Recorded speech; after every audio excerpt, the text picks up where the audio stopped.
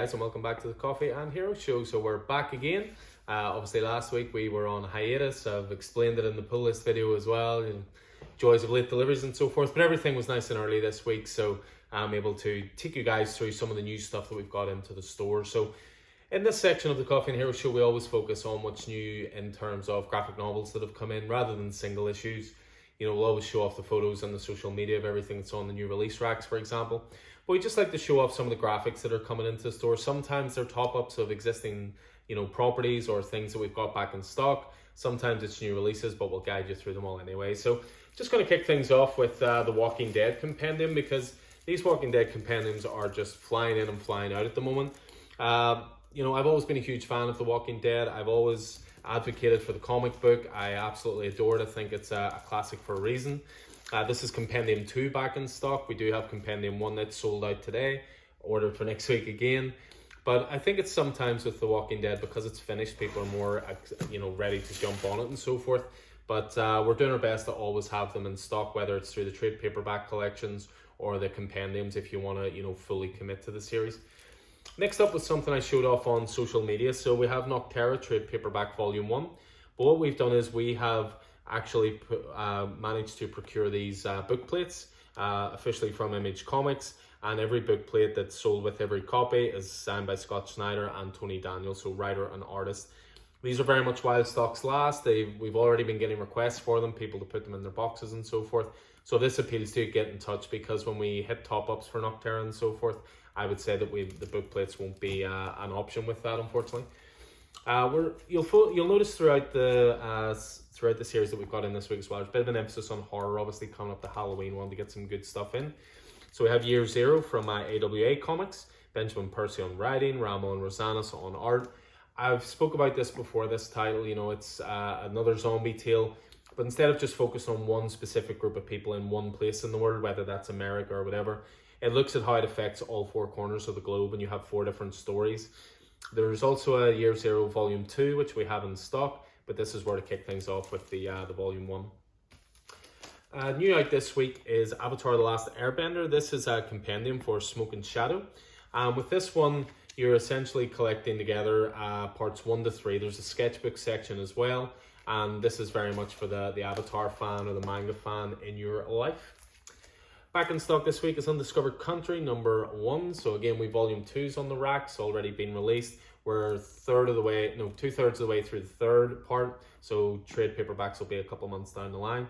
But if you want to kick things off, this is the first volume. Scott Snyder, Charles Soule, Giuseppe Camicoli, can't go wrong, £9 trade, wonderful stuff.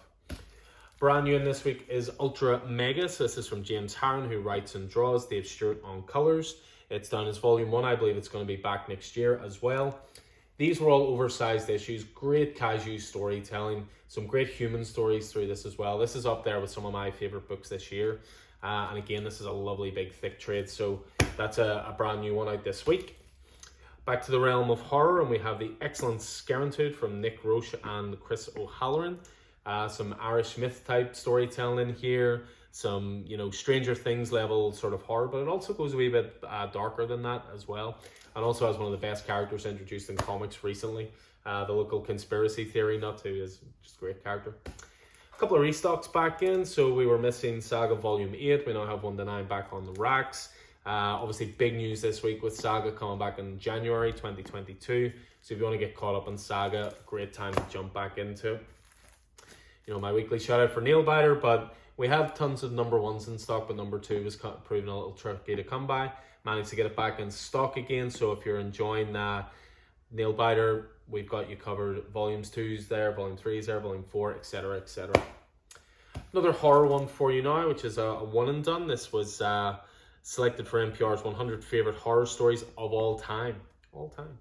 The thing about this is from Pontek Pichetshote, who of course is doing great work on The Good Asian right now.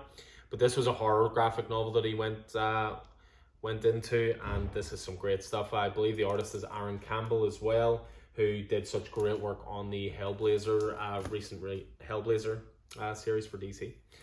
Back in stock as well, Friendly Neighborhood Spider-Man. So this is part of the brilliant Tom Taylor run. We got Volume 1's back in stock as well. It's just a 2-volume deal, Friendly Neighborhood, but if you're looking at a good jumping on point for Spider-Man, a really good self-contained story, This was just over 14 issues, and it is some of the best Spidey stuff of recent years. A little bit of DC horror for you now as well. Back in stock, we have the Seastead Planet, so Tom Taylor once again. So this, of course, is the DC zombie universe storytelling. This is brilliant stuff. The Seastead Planet was the follow-up to Deceased. You also have Deceased Unkillables, which is almost like a little join between the two. And then not long ago, Hope at World's End, which expanded on it further. Another AWA title for you up next. If you listen to the podcast, you'll have heard me talk about this quite a lot. Casual Fling from Jason Starr and Dalibor Talahich. I love this series. It's adult storytelling very much. This is not for kids. But I think there's a good little blurb here saying Fatal Attraction for the Me Too generation. Just a really well-crafted story. Good adult storytelling. A great example of how comics, there's something for everybody.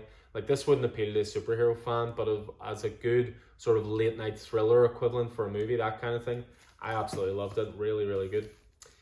Next up, we have Superman Action Comics, The House of Kent. So this, from what I understand, is the end of the Brian Michael Bendis stuff on Action Comics.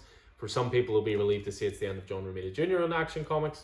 I love Romita Jr. personally, but you know who you are. So yeah, this is basically collects Action 1022 to 1028. And this is Bendis saying goodbye to Action Comics before Philip Kennedy Johnson came on in the Infinite Frontier era.